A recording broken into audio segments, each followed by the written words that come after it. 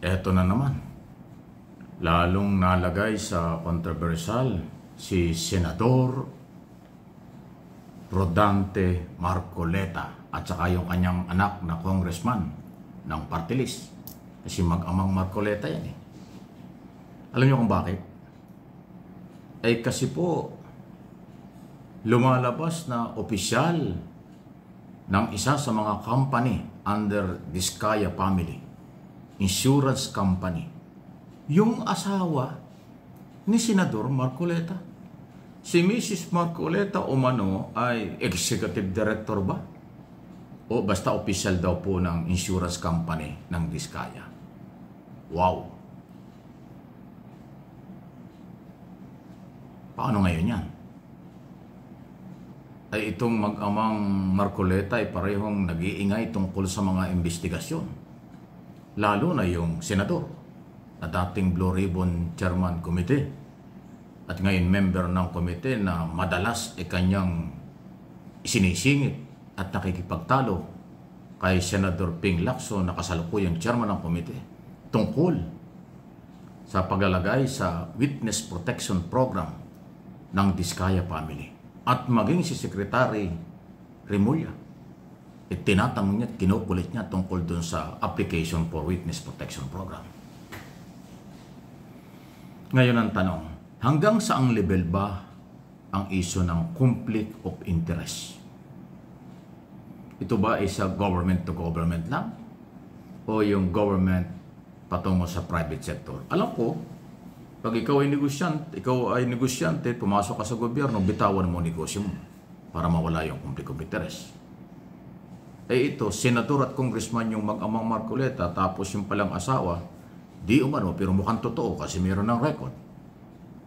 Ay konektado sa mga korporasyon at company ng Diskaya family na pangunahing under investigation dahil isa sa pinakamayaman na kontraktor pagkatapos makapasok sa mga kontrata sa national government noong 2016 until now, 2025. Inamin naman nila yan on record. Napakaraming bahay, magagandang bahay, building, mga kotse, at namimigay ng 25 to 30% commission sa mga politiko na proponent ng kailang project. In aid of legislation ang trabaho ng Kongreso at Senado. Paano magiging credible? Paano magiging neutral kung ang iyong pamilya ay konektado sa tao o company na iniimbestigahan in aid of legislation? Yan po yung tanong na napakahirap sagutin, di ba? Paano magiging neutral? Although sa ngayon, ang tingin ng maraming Pilipino nakamonitor sa live coverage na may kaugnayan sa Blue Ribbon Committee at investigasyon sa Kongreso at Senado, na nararamdaman nila yung pagiging bias o pro-Diskaya. Eh ito ba yung dahilan? Dahil yung Mrs. ay nasa sa korporasyong pag-aari ng under investigation. Matindi pong issue ito. Hindi ko alam kung paano ito sasagutin ng mga Marcoleta.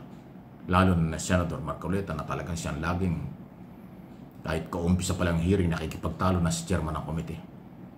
At hindi naman may tatanggi. On record, ilang beses nang paulit-ulit na sinasabi, ang status at kalagayan ay pinapalo up ng application for Witness Protection Program ng DOJ ng pamahalaan ang Diskaya family. Wow! Tapos itong lately na pagkakasabit pa rin ay tungkol doon sa pagpuproduce sa dating Marines, Philippine Marines, ng isang sundalo na si Orly Gotesa, na pinagdudahan din dahil mukhang napik ang signature ng abogadong nagnotary. At siya yung parang direktor doon sa pagbabasa ng sinumpaang salaysay. Nagalit pa nga siya dahil mali-mali daw yung binasa. Bakit alam ni Marcoleta? Ba't alam ni Senador ang detalye ng sinumpaang salaysay? At kinokorek pa niya yung gumawa o nagbabasa. Kasi ang sinumpaang salaysay ay voluntary mo yan na ginawa. Alam mo ang lahat ng detalye. Kaya kahit wala kang binabasa, pwede mo sabihin ang lahat ng gusto mo sabihin kasi sa yun. Pero yung nagkamali o hindi nabasa, nagreklamo na si Senador Marcoleta bakit daw iba-iba yung sinasabi. O nakita mo na. Yan eh.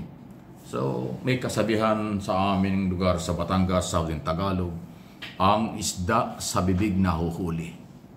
Kayo nang bahala. Ano po inyong masasabi dyan sa isong yan? Hindi biro ito.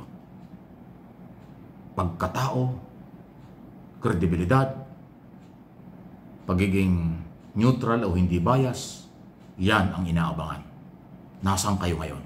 Diyan sa mga tanong na yan. Independent ba talaga? For in aid of legislation ba? O kampihan? May isasalba? Takipan?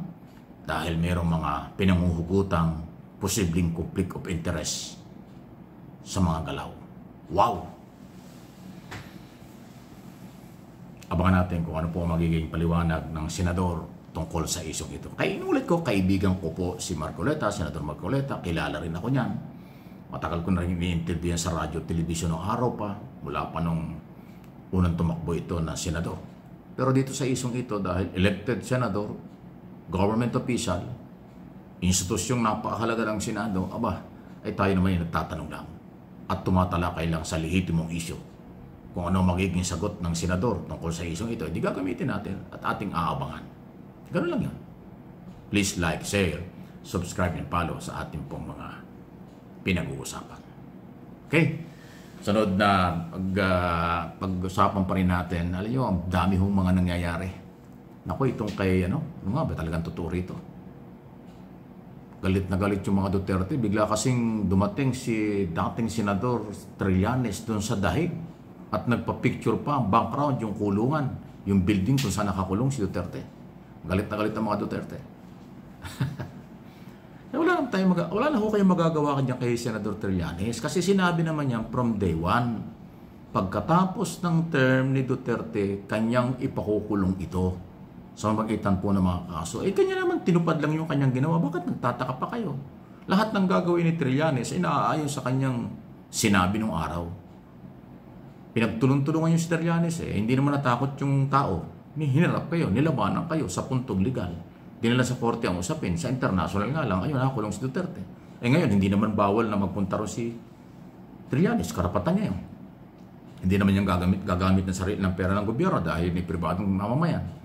Hindi naman taga-gobyerno na si Trillanes. Bakit galit na galit yung mga Duterte dahil nakita nila na nagpa-picture at nandoon si Trillanes. Tapos ang caption ni Trillanes relax lang kayo. Si Duterte nakakulong pa. Ibig sabihin wala sa ospital. Ano yung dramang nag-collapse, sinugod sa ospital, hindi pala totoo. Saan tayo ngayon may niwala? Doon sa mga palabas ng mga DDS na ospital, si Duterte, or kay Trillanes na nandoon, alam niyo kung ano nangyari. Again, hindi ako tagapagsalita ng Trillanes. Si Trillanes ay merong access sa ICC dahil siya ay complainant. Dahil ang grupo niya ang nag-file ng kaso noong 2017 pa. 1 year pa lang ang gobyerno ni Digong Duterte noon, nag-file na sila ng kaso sa ICC. Kaya meron silang personalidad. Paano ngayon haharangin yan? Ayan po ang tamang impormasyon. Wala namang fake news dito sa aking mga channel. Mike Abe Opinions at MA Pinoy TV.